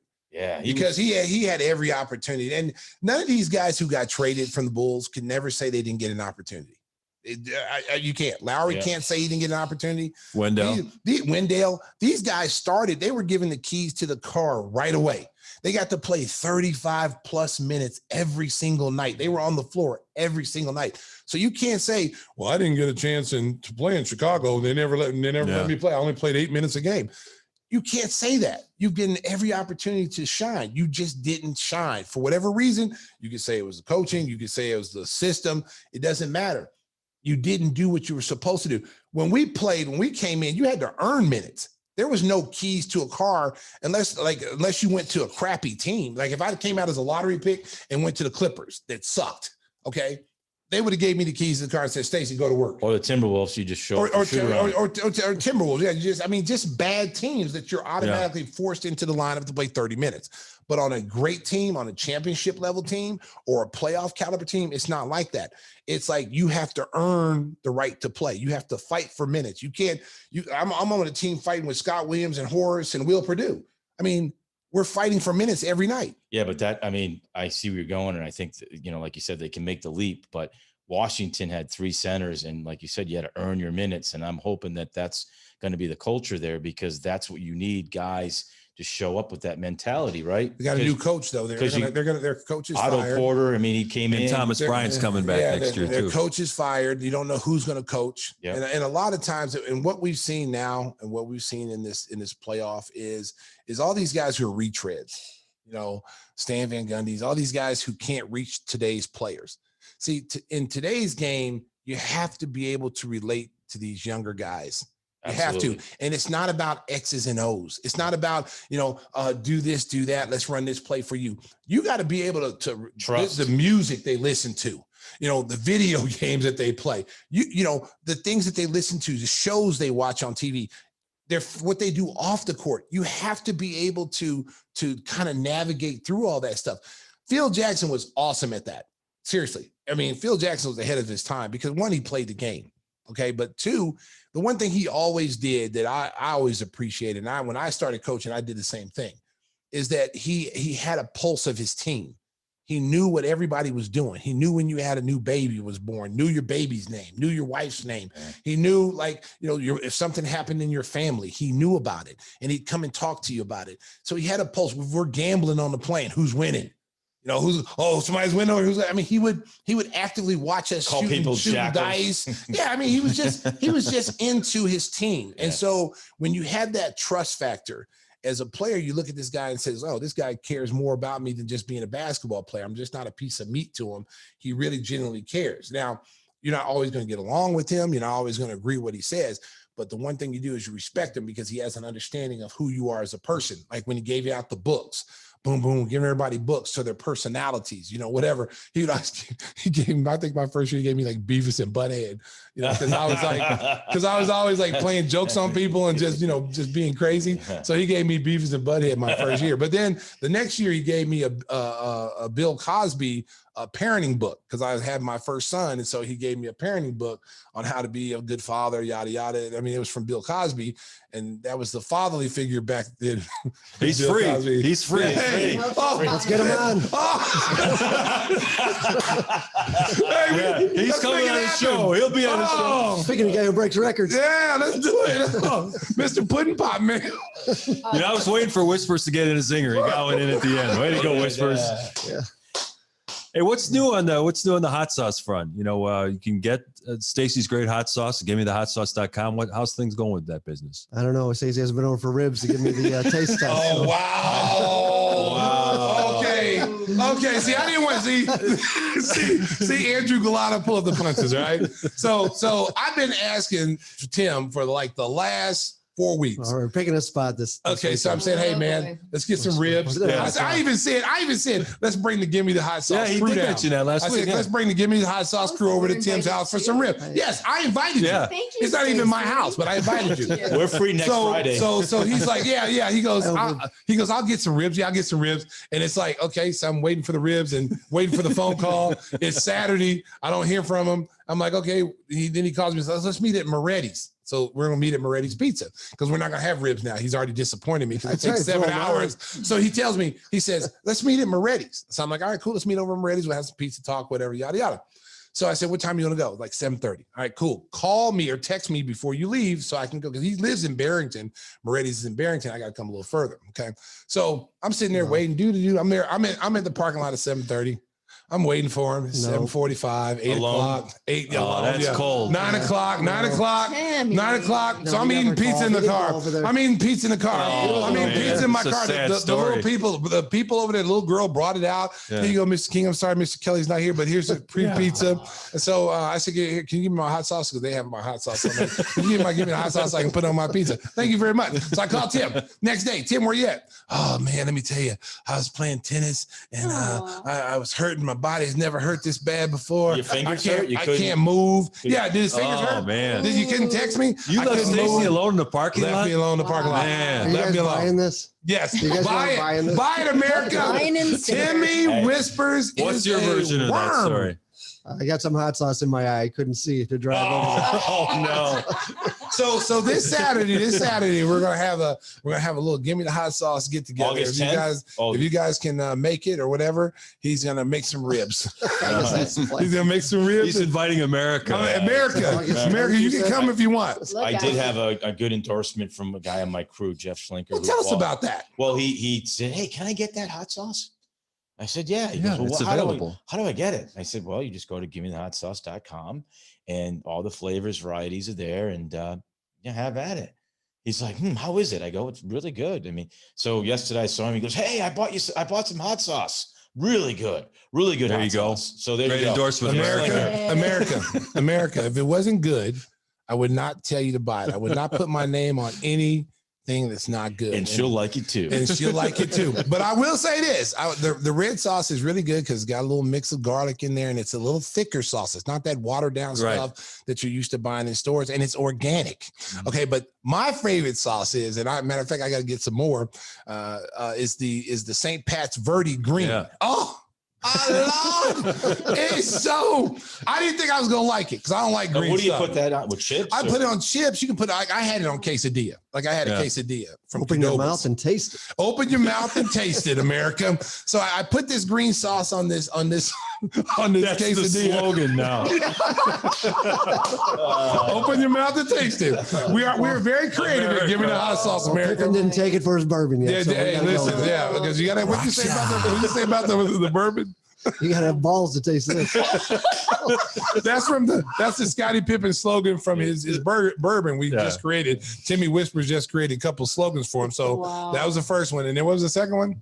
Don't quit your day job, Timmy. No, what was the second one? Open your mouth and taste it. Open your mouth and taste it. That's the slogan for the digits. It hasn't been approved yet, but we're throwing it out there. So if they use it, we have the copyright here. Give Me the Hot Sauce. Yeah, Pip's going to trademark it and you're going to lose it. Yeah, exactly. We need to get on that right away, Timmy. I got my lawyer here.